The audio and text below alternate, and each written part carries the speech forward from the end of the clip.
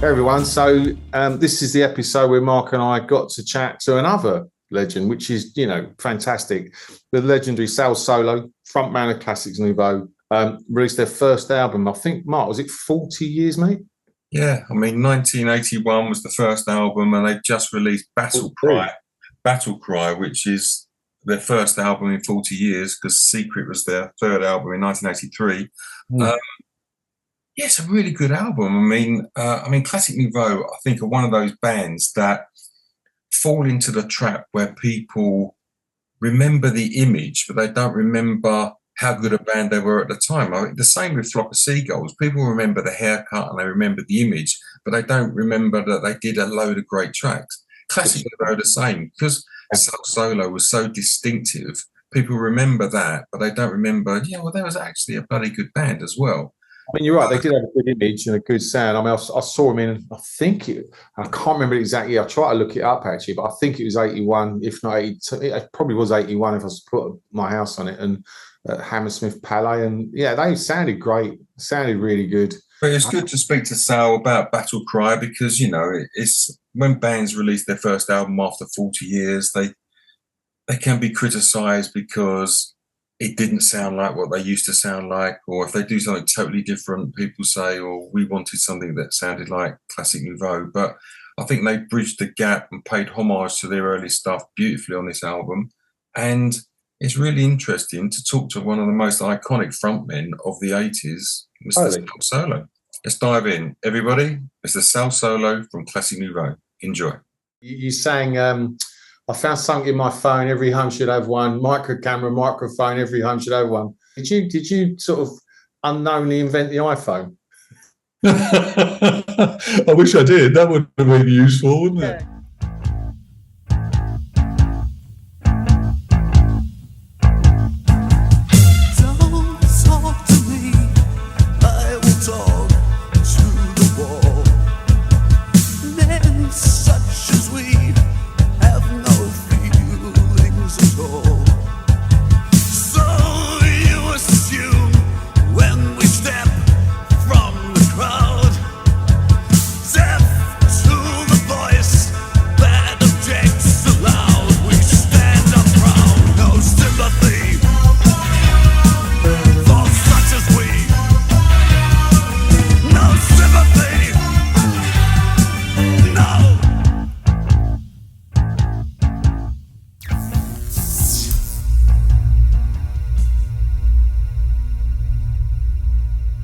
Hey everyone, we are delighted to welcome someone who we've loved back in the day as a fantastic frontman for a band.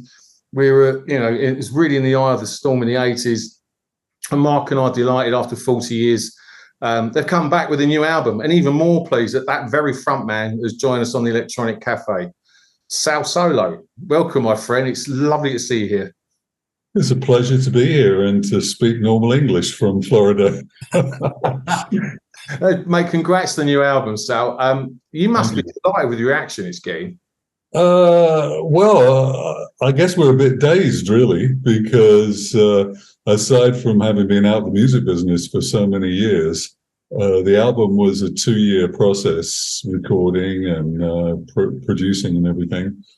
And so that was all pretty much in secret, really. All of a sudden, 12 weeks before the release date is set by Cherry Red, we're told we got to start promoting it.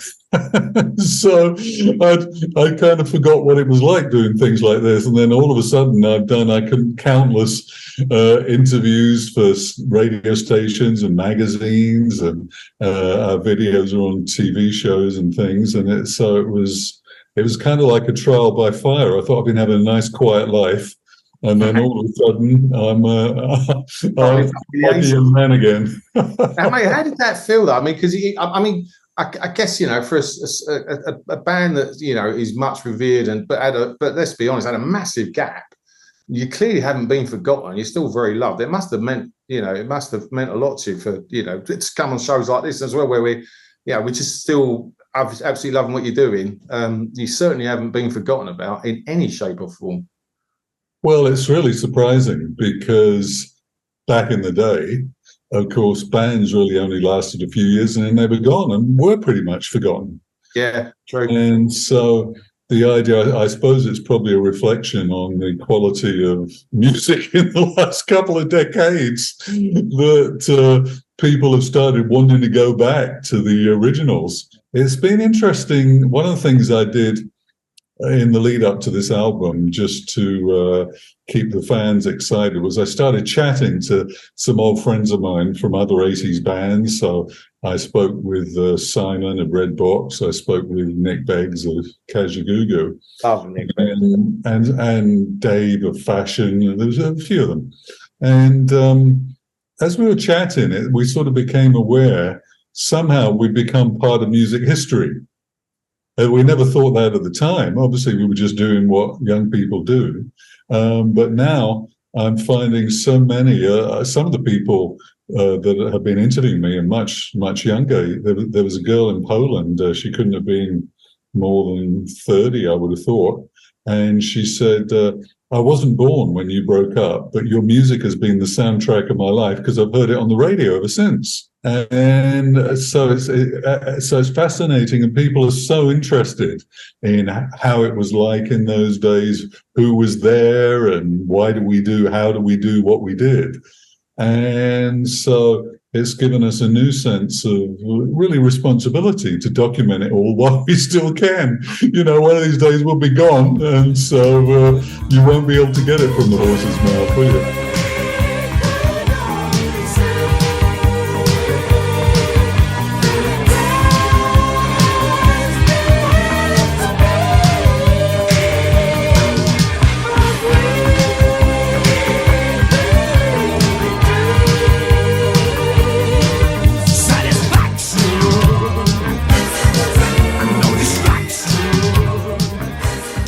The 80s especially seemed such an iconic period. You know, the 90s, I mean, you know, that was far enough back for people to be reminiscing about it, but they don't seem to be. Certainly the 2000s, there's nothing really that people are reminiscing on. But everyone goes back to the 80s. There was so many great bands. There was you know, the Spandals, the Soft Cells, Duran Duran, Depeche Mode. There was, a great scene, a movement that was going on. I mean, we're friends with Rusty Egan, who obviously was the DJ at Blitz, and one of your videos took the crowd of the Blitz crowd into your video, and I mean, the music from that era is still resonant now to people our age. I think that for people who were teenagers at the time, it seems to me the 50s, the 60s, the 70s, and the 80s were all very special. Yeah. Because obviously people are older than us, like the Stones and Clapton and those people.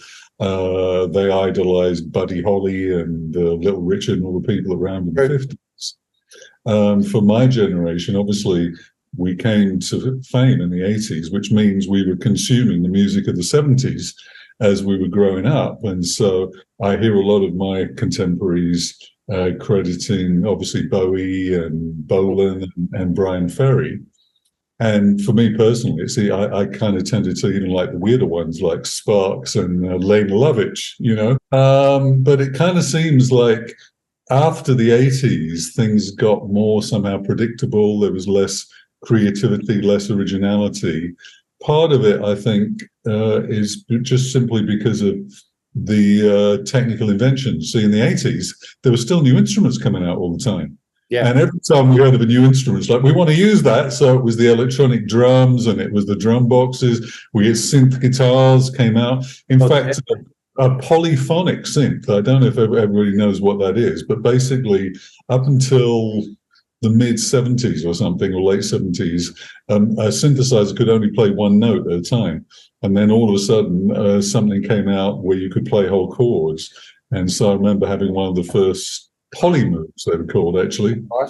And so there was just so many new things you could do. And every time we went to the recording studio, our aim was to try and do something that hadn't been heard before. But by the 90s, I guess there wasn't that much that you had not heard before.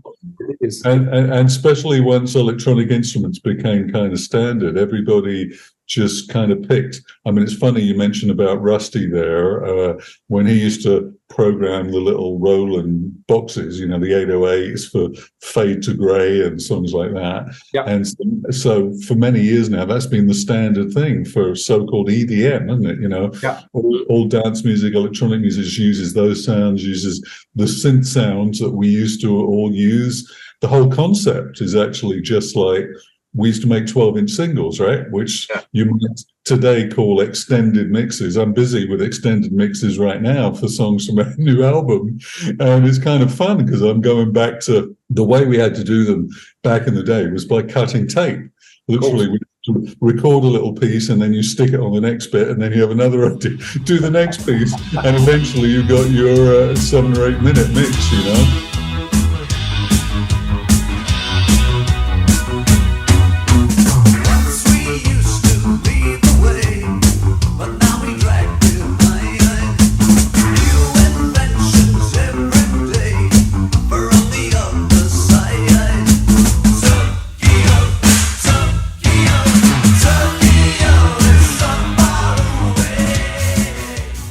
I'm glad you started talking about synths, because one of my questions is, do you still have your Wasp synthesizer?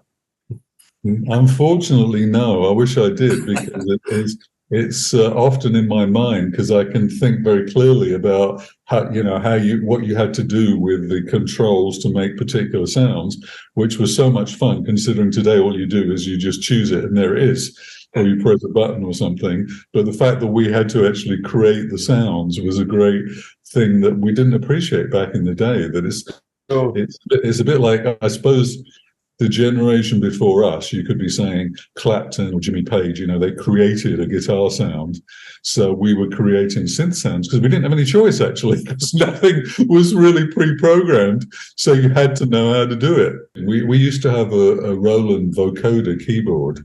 Wow. And I think it was about £1,000 back in the day. So it must be really a fortune now, particularly as Daft Punk, made the vocoder popular again.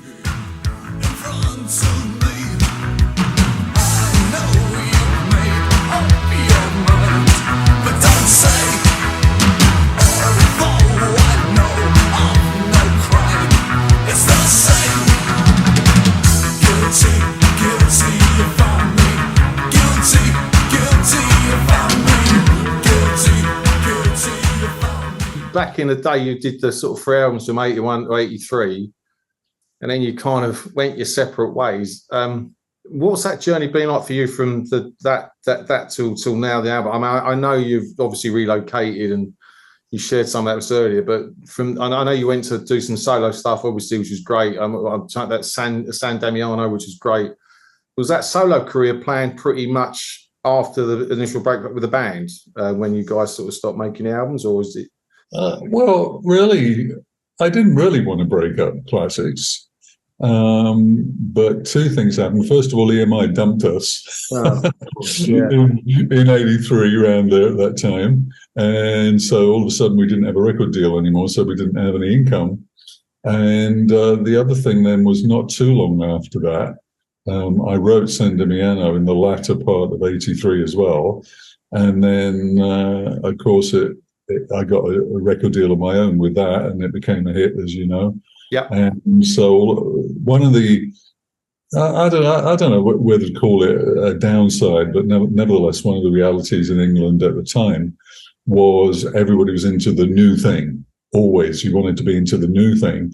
Yeah. One time, I remember taking a bunch of teenagers to the seaside in a minivan, and I noticed all the music they were listening to was less than 6 months old. So I think it's probably changed now because there's so many more outlets to find music.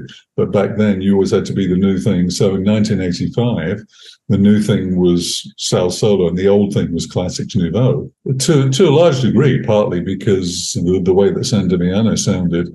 The reason I did it on my own was because it didn't sound anything. Obviously, it wasn't anything like Classix Nouveaux. And to a large extent, it appealed to an audience that would not have liked Classix. And vice versa. Probably a lot of Classix fans wouldn't really like that sort of a choir boy type thing. But I think in a funny sort of way, it kind of seems like on our new album now, our final album, if you like, all those things have come together, because one of the fun things we did was about 3 days before the release we had a listening party. And so there was about 200 people online making their comments as they heard the songs for the first time. And it was surprising to us because obviously when you're in the middle of it, you cannot perceive how other people are going to hear it. And then certain bits, somebody would say, "Oh, that reminds me of San Damiano," or something. It's like, really? Oh, that's surprising. So it seems like it's all in there.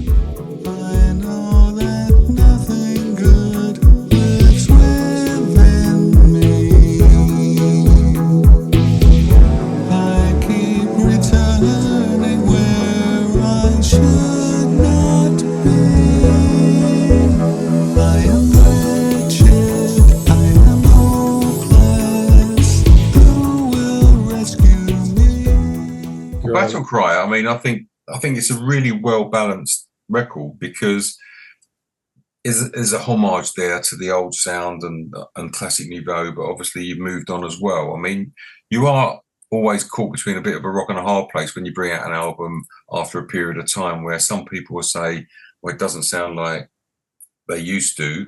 And then other people will say, well, it's, you don't want to sound like you used to sound. You want to move on and evolve into something new, but keep that DNA in there. And I think you've done a really good job in balancing the old albums and this new one. Well, thank you for that. It seems to me it's for the imitators to try and sound like we sounded in the 80s, and it's for us to continue to try and do something new. Recently somebody was playing me some songs by the Killers and mixed in with 80s songs. And every time I thought this is something from the 80s. When I heard the intro, it was like the exact kind of thing that we would have done. And they said, no, that's the Killers. And so it's like, that's interesting, that you would really want to try and recreate how it used to be.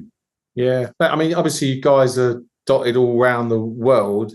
So was the album done remotely, or was it parts before the actual album came out you got together in the studio? Did that happen? Well, the only two of us who actually physically got together was me and BP, the drummer. He came down. He lives in North Carolina, right.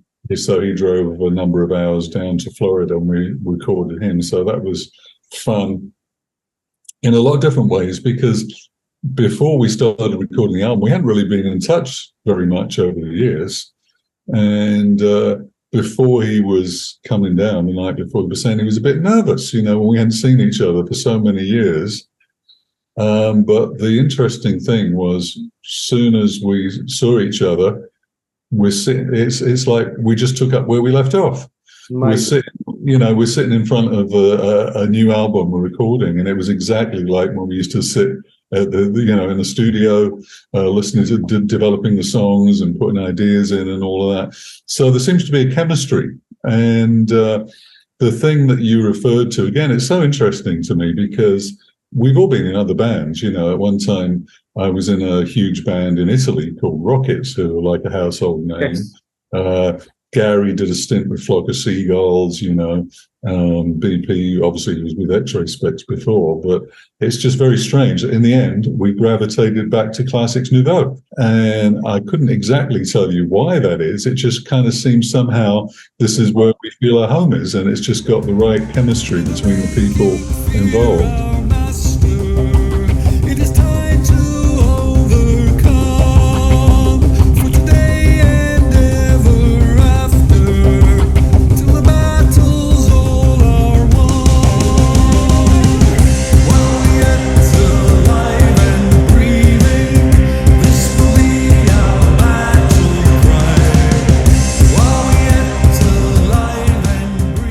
You guys burnt a very strong image into mine and Mark's minds and everyone that's watching this, I'm guessing, back in the day.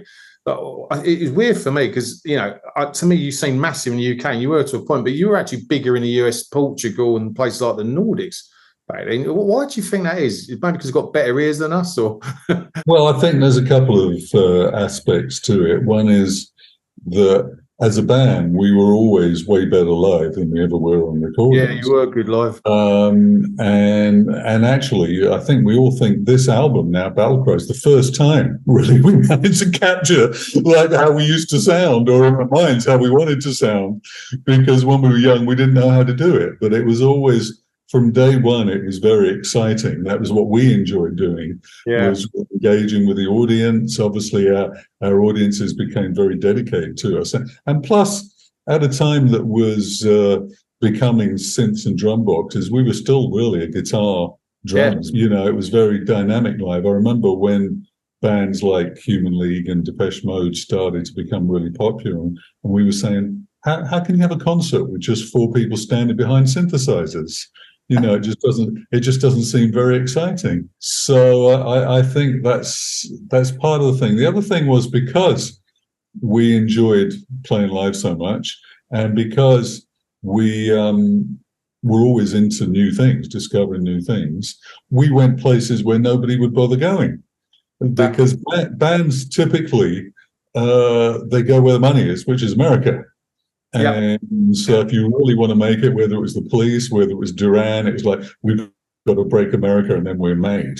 We were very kind of unprofessional in this sense. Like people would say to us, our agent would say, do you fancy a tour in India? We say, oh yeah, absolutely. Love to see India, you know, go to Bangkok. Yeah. You know, Poland when it was communist. And that's how, you know, we became huge in these places. And so I guess you could say, in a way, we were just not so focused on England and America. We just loved the experience of seeing the world, and not only seeing it, because one of the things I used to do was I'd buy records in the countries I'd be in, and listen to how their indigenous music was. And so by the third album we did, Secret, then you really started to hear the what we now call world music, because I was kind of fascinated. Again, it was like what we hadn't really heard before in Western pop music. On that album, Secret, like we featured widely Pandit Dinesh, who's the best Indian percussionist. After that, he sort of became more famous with blancmange and different things, you know. But the whole idea of all the Indian percussion suddenly became part of our sound, you know. Sorry, Andy. I mean, you tend to put things into your music which later became successful. I mean, like you're saying, that guy worked with blancmange and probably, you know, Living on the Ceiling or whatever. The sound is familiar with them. I mean, you used Russell Mulcahy as like your video producer when he went on to do the famous Duran Duran ones or the Ultravox Vienna ones. So you kind of cut a path before other bands sort of capitalized on what you was doing. Yeah, totally. Well, that third album of ours, Secret, was produced by Alex Sadkin, who's an American. Yeah. And at the time, or around when we were finishing, I think he was saying to me he'd been asked whether he was interested in doing Duran Duran. And so obviously he decided he would. And their biggest hits, like Wild Boys and those kind of songs, were by Alex Sadkin. And so they recorded a little bit after Secret. Yeah, because he did Seven and the Ragged Tiger, and he also did the Thompson Twins, I think, after you as well. Yeah. I know, even in my darkest hour,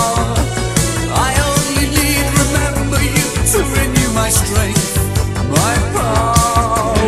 Even the finances increase in meaning over again and again. I'll keep repeating. Is it true that because of his budget is why Secret didn't get the promotion they deserved? And you were dropped because of that? Well, as we were planning to do that third album, there was there were two sort of opposing strains in our minds in terms of the direction that we wanted to go. One was this world music type of direction that I was very fascinated with, and the other was this sort of clean, crisp sort of electronic pop. And so originally we were going to go with a producer who worked with Peter Gabriel, who'd just done his last album. And then we were booking the studio time with him and everything in this place in Bath. And then during that meeting, I was called out and they said, Alex Atkin is on the phone. He wants to do it. So it was like, I had to make a snap decision. Am I going to go for the world music? I'm going to go for the synthpop. And I went for the synthpop. And actually, I'm pleased that I did, because we still did the world music anyway. I mean, it really was state-of-the-art sound at that moment in time. And we were all very pleased with that. It raised our level. But about 6 weeks into the album, our A&R man from EMI came along and said, I've got to have a meeting with you. And so me and Alex were called into a side room, and he said, you've already spent 70 grand, and that's the whole budget of the album. And Alex said, well, you never told me that. If you'd have told me that, I wouldn't have agreed to do it. And so they let us finish the album, and then they said, we've spent the promotional budget now, so we won't be promoting this. At the time when you're young, you don't really think so much of that kind of thing. It's like, all right, well, that's sad, but that's happened. But looking back, one of the interesting things is on this new album, we've got a new version of Never Never Comes that comes from that album. Yeah. And aside from the fact it was a huge, and still is, a huge song in Poland, like any Polish person of that age group will know that song. But one day I noticed on Spotify that it's got 1.7 or 8 million hits, which is way more than any of our other songs. English people always assume our biggest song is It Dream, because that's the best known one, but it's Never Never Comes. And so now that we know that, you can't help thinking if they'd have promoted it, maybe that would have been a huge hit in England, or maybe internationally. But again, it shows you why some bands and some songs become big and others don't. It's not necessarily the quality of the music or the song. It's just simply how it's promoted or not.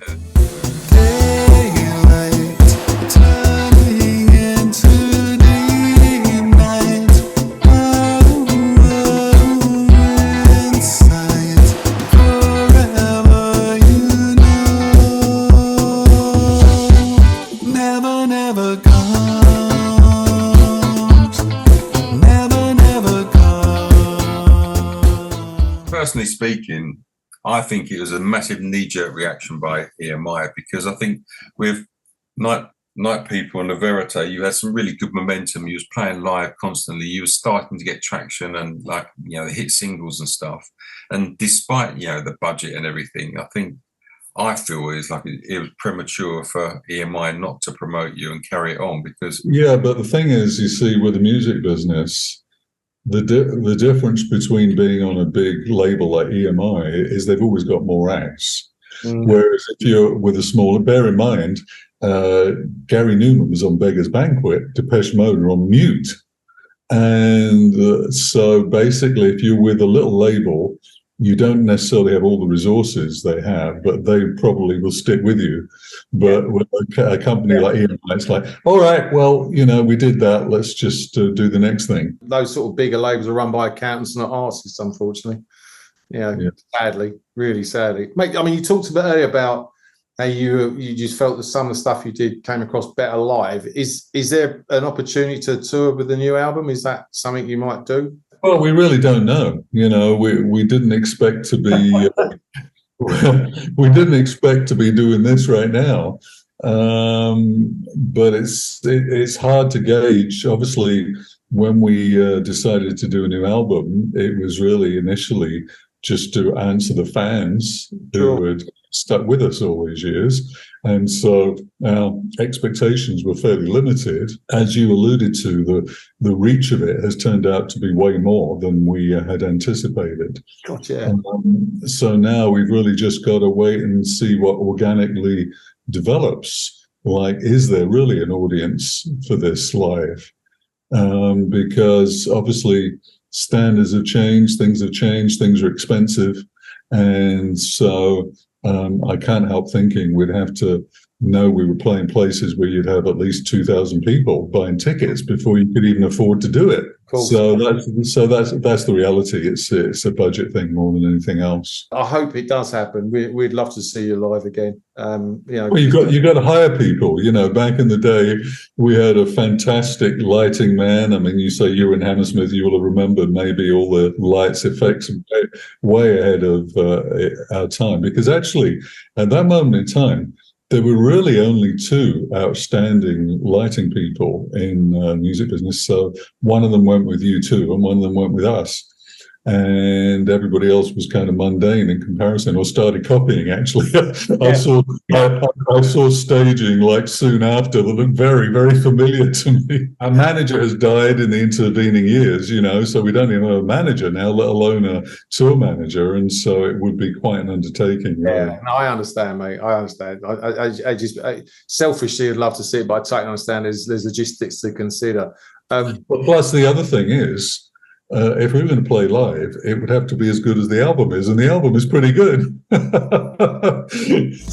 So many things to do, but so little time.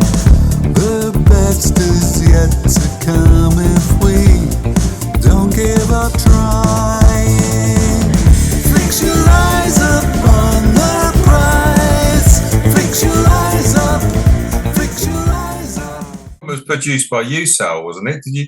It was, yes. And the first two Classix Nouveaux albums were self-produced, and Alex Sadkin did the third one. Yeah, well, this one is produced by me because we couldn't afford anybody else. You've done a great job, mate. Seriously.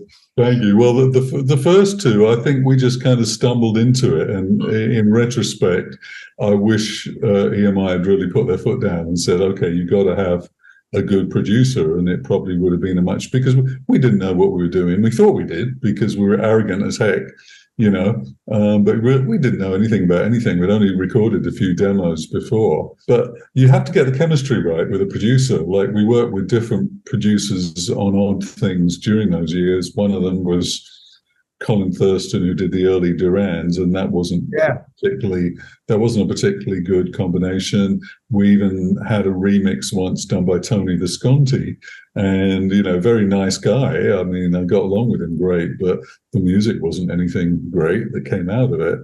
And so you do really have to get the combination just right with a producer. Chemistry is important, mate. In '81, I think it was Night People. And Mark kind of picked this up for me, actually. I love it. You sang, I found something in my phone, every home should have one. Micro camera, microphone, every home should have one. Did you sort of unknowingly invent the iPhone? I wish I did. That would have been useful, wouldn't it? Yeah, you've made a lot of money, but it's just a quite futuristic lyric, really, when you think about it. When Mark put that question together, I thought, God, you know what? That's so quite what's the word, future gazing, and you probably didn't realise it, but it seems quite so relevant to now, more now than probably when you wrote it. Now I wonder, are our lives hollow? Now I wonder, I don't know. I found something in my phone. Every home should have one. Micro camera, microphone. Every home should have one. Yeah, well, people do pick up on things like that. It's interesting that, Inside Outside is another one where people say, oh, that's prophetic. That describes the world today as much as 40 years ago. There was another song. It was Or a Movie from our first album. Some people have talked about that. And, I'd not really thought too much about all those songs for many, many years. I've got to kind of force the brain cells to remember them now. But some of them seem to just be observing life and how people felt at the time, especially young people who were our age. And I suppose I've stuck with that as sort of, I'm always very interested in current affairs and world affairs and cultures, different cultures, all of that. But I think on the new album, I've avoided that sort of commentary because I guess the world is so contentious today. But I sort of wanted to really go a different route. On the one hand, I wanted to be as poetic as possible. Somewhere in the back of my mind is a sort of failed Bob Dylan. Not that I was particularly ever a fan of Bob Dylan, but I know the generation before me was, so I was used to hear what a great lyric writer he was. Yeah. And one of the things about Dylan is I understand that he would never explain any of his songs. And so he'd write, well, basically poetry, really. I also wanted to speak to our generation because coming back after so many years, obviously, we can talk about having grown up and having lived a life. And so that's kind of in there as well. And so sometimes it's simply a sort of positive and maybe encouraging look, like, well, here we are, we're not dead yet. We've still got plenty to do and plenty to live. Occasionally a slight sort of wistful look back on, if I'd have known then what I knew now, What was once the first is now the last. So it seems to me. Always chasing ideas when they are forever changing. Inside, outside, outside, inside. So the artwork, it's a stunning piece of artwork. I mean, what's the story behind that? It's really distinctive and really a great album cover.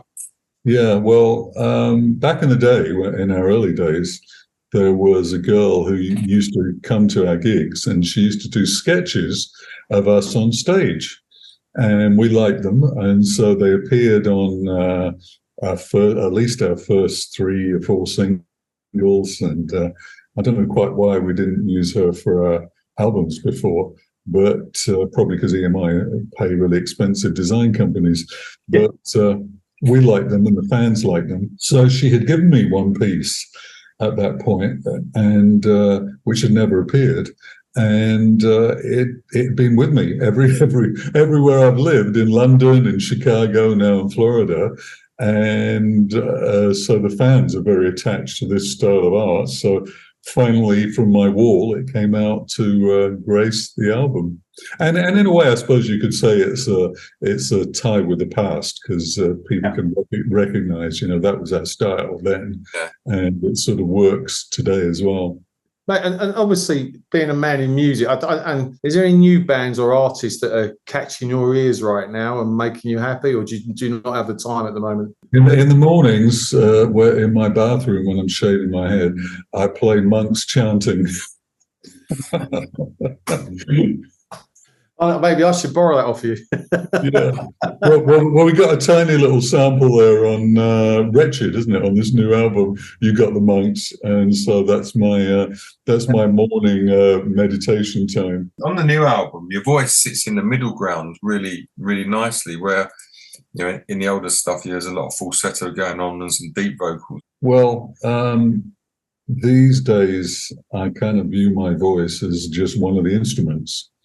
There's a song on the album people seem to like, Final Symphony, which is a nice kind of heavy headbanger sort of thing. But in the words of that's one of those songs that's sort of looking back to the past and what I've learned in the meantime. I say something in the lyrics about drop of water, you're not the sea, and then something about the world revolves around the sun, not around me. But 40 years ago, I thought the world revolved around me. And so every opportunity for some growling or screaming that a song had, I was filling it. But today, I don't feel any need to do that. I'm just, in fact, one of the ironies is that particular song, Final Symphony, is mostly instrumental. There's not a whole lot of singing on it. You don't really notice that when it's all put together. Nobody's said that to me, but I know it because I remember when I was putting it together, I was saying, well, this is long without any vocals, but this is the way I want it to. I want people to enjoy the instrument, the drums and the guitar and everything, And so I wasn't snatching any space that the songs didn't really require.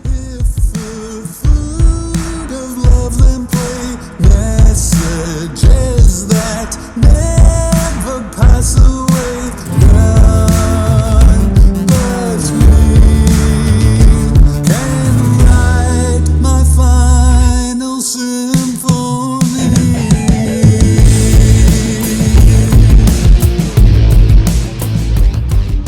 said earlier that one of the prompts for this album was the fans were talking on a forum, and you guys spoke about it, and you decided to give them a song, which led to the full album.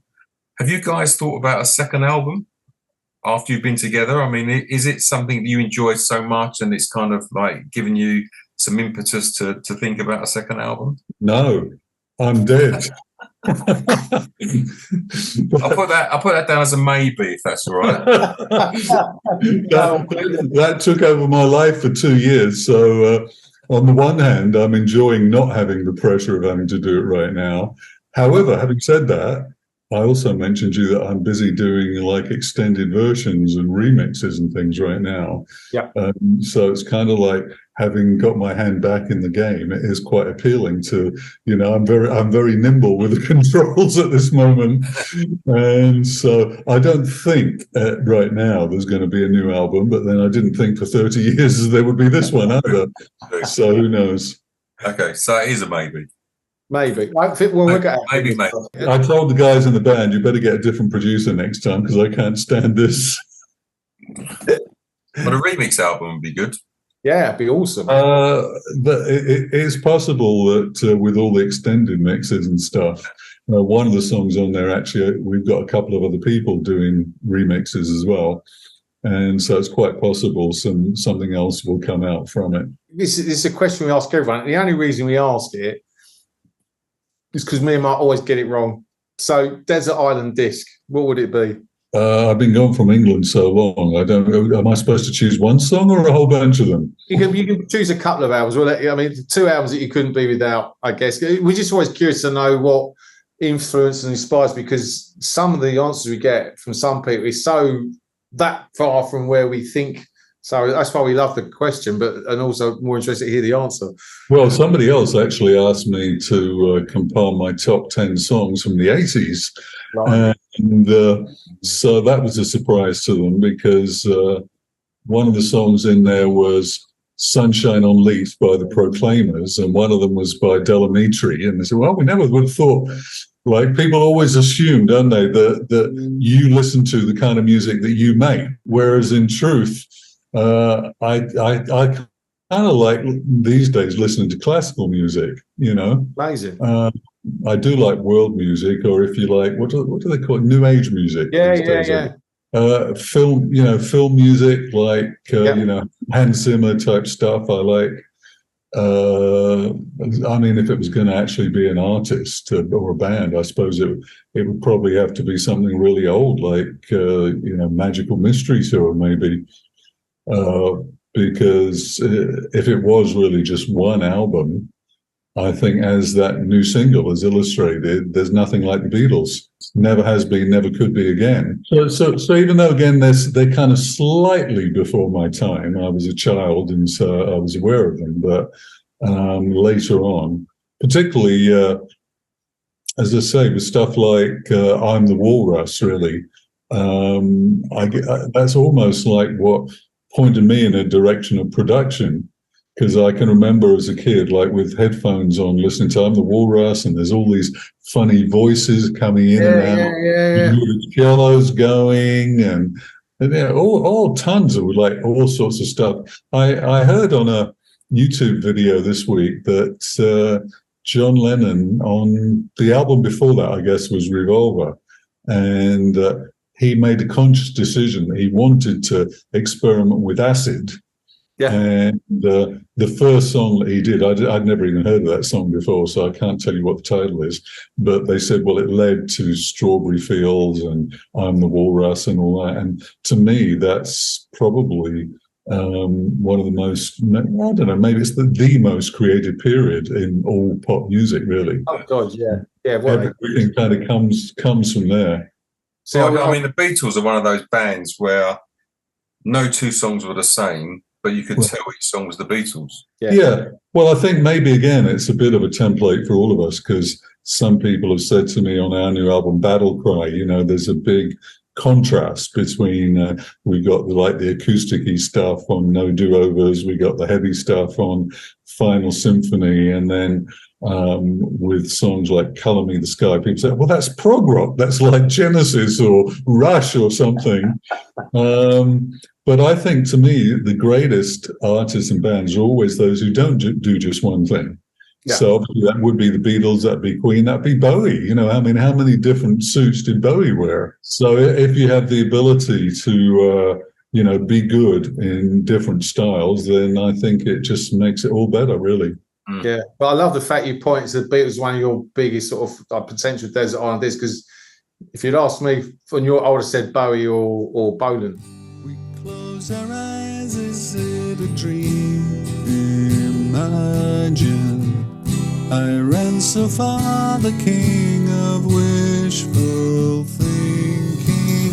They're the days that time erased. Never again, there's no do. Vince Clarke yesterday was talking about, was it Paul Simon, Mark? Yeah. His an acoustic album. Yeah, he's one of the greatest synth pop geniuses of the last 40 years. Well, yeah, but I think that Vince Clarke, the thing is, he's a really good songwriter first. Yeah, and then the style comes second. Because I always remember when Only You came out, and we saw, I think we were on tour somewhere abroad, and we saw #1 in the charts, Only You, Yazoo, and we hadn't heard the song yet. And so I read a review, and it said, it's like an old Burt Bacharach song that was lost in the 60s and has now come back. That's absolutely right. It's just exactly a classic song, no matter how you do it. Like, obviously, the Flying Pickets could do it a cappella, and it was still #1. Yes. So, so that doesn't surprise me at all. In actual fact, one of the other funny discoveries with doing this new album was Gary, our guitarist, he said he was inspired to take up guitar by Hendrix. Yeah. Well, we never knew that before because we never talked about that. BP, our drummer, he said he was inspired by John Bonham. I said, well, the first concert of my life actually was Led Zeppelin at the Royal Albert Hall when I was a kid at school.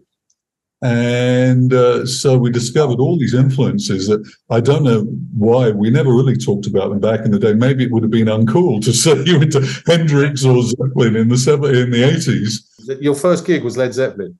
That's right, Led Zeppelin at the Royal. And the other funny thing about that was my friend Nick Beggs, you know, he's a big session guy these days. Yeah, amazing artist. So one of the artists he toured with was John Paul Jones.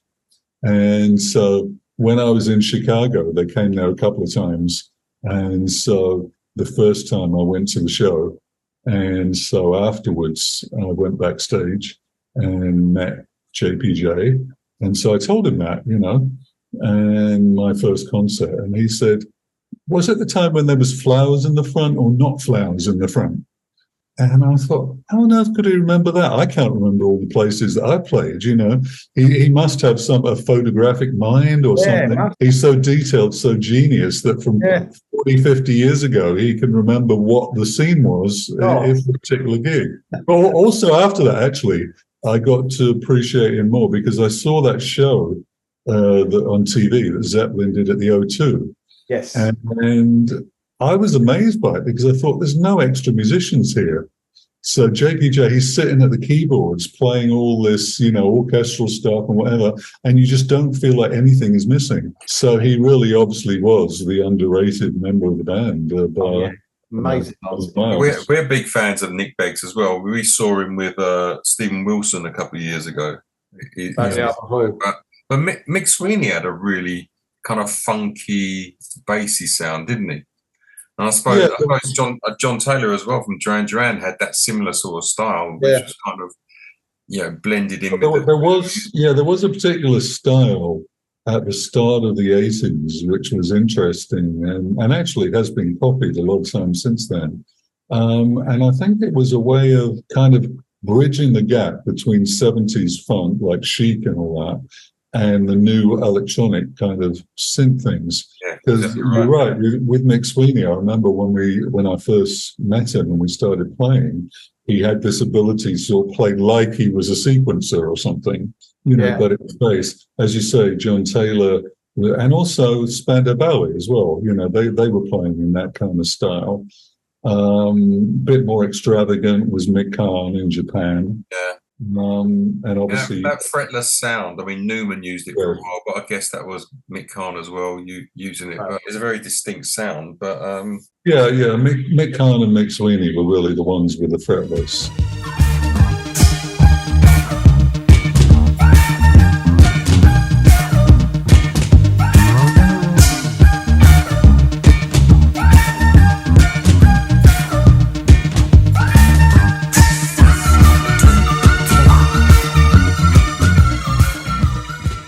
In fact, for the third album we did, Secret, I think Nick reminded me, or somebody else somehow knew, that he played on the demos for that album because we'd become friends at that time, and I was in a bedsit in Cricklewood, and they were living in Cricklewood, and so I guess he came over in my little 4-track. He played the bass parts for those new songs. How long did Battle Cry take you from start to finish?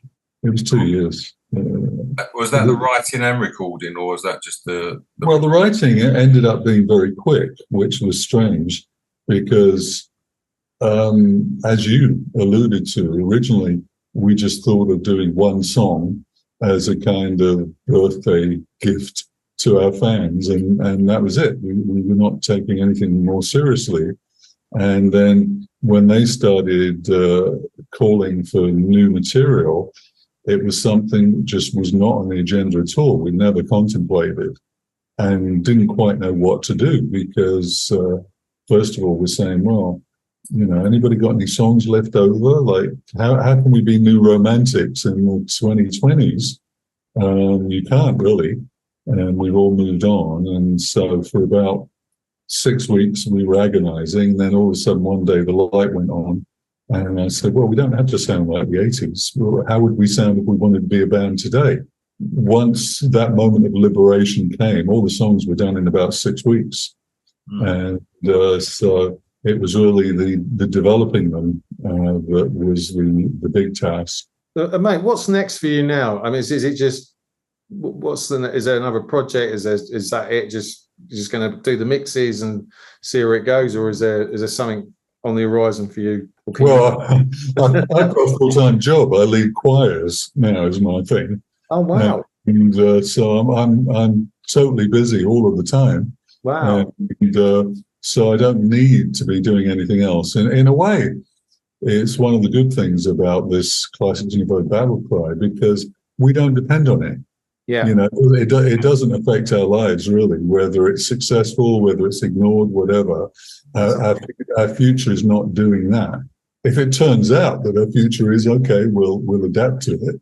But we've lived very happy lives for many decades already now, doing other things. And so I'm not ever short of something to do. One of the things actually that is related to this that I enjoy doing is I've got into making videos in recent years. Well, I say recent, I've probably been doing it 10, 15 years now. And so like January the 5th, we've got, they call it a double single coming out of Battle Cry. And so there's a radio version, and then there's an extended mega mix, which is 8 minutes long. And each one has a completely different video for it. Oh, wow. So we'll release the tame one first, the radio version, and then after a couple of weeks we'll release the mega one. And it's kind of fun to me that that's something we can do now that used to just cost so much it was out of the question.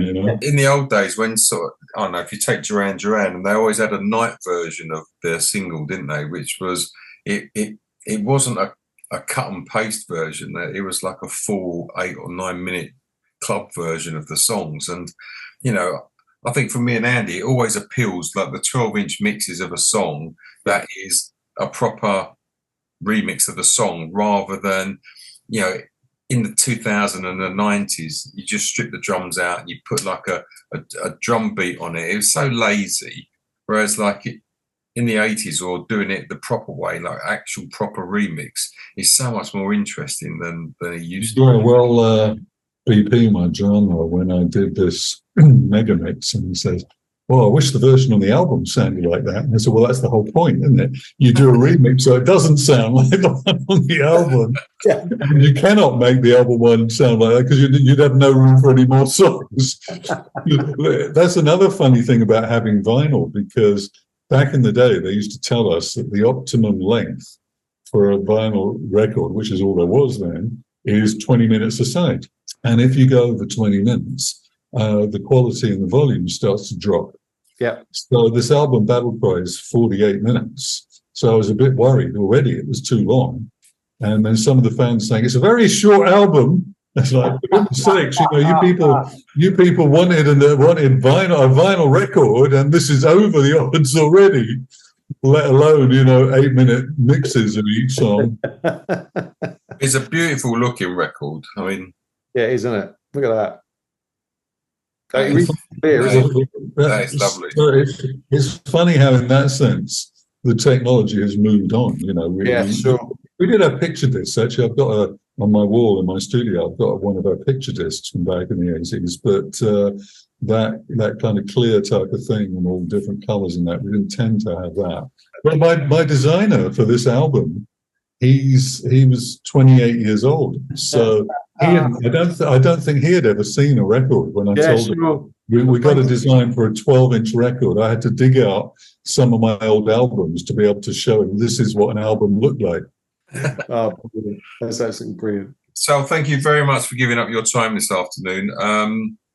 We love the album. We genuinely love the album. We love Classix Nouveaux anyway, but I mean, what you've done is like bridging the gap between the old and the new, making it sound very relevant, very interesting, and a great sounding record. I just want to say thanks. We're really honoured that you joined us today for a chat, and we loved speaking to you. Yeah, it means a lot to us, mate, and really privileged, and as Mark says, grateful you gave us some of your time. It means a lot to us, so thank you so much. Well, thanks, guys, not just for this, but for all you're doing, because I think that where music has got so packaged and so businesslike, it's nice that there are people out there who are just lovers of music that, just want to share it as much as possible. And so it's folks like you that are going to keep it alive. So congratulations and thank you. A friend of ours said that he likened me and Andy to truffle pigs that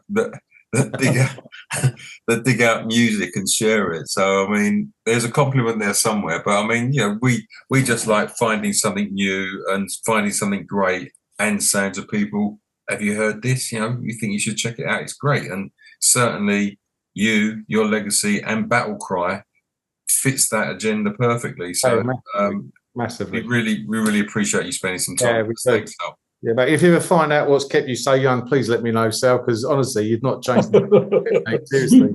You haven't. But thank you so much from the bottom of our hearts. It means the world, and love to do this again sometime. We're doing 2 years' time when the follow-up comes out. Yeah. Have a wonderful Christmas, you guys. Yeah, we speak soon. Yeah, Sal. Bye. And 7 golden stands, one like a son of man, all dressed in flowing robes, with hair as white as snow. Of bronze his feet were made, his voice like ocean waves.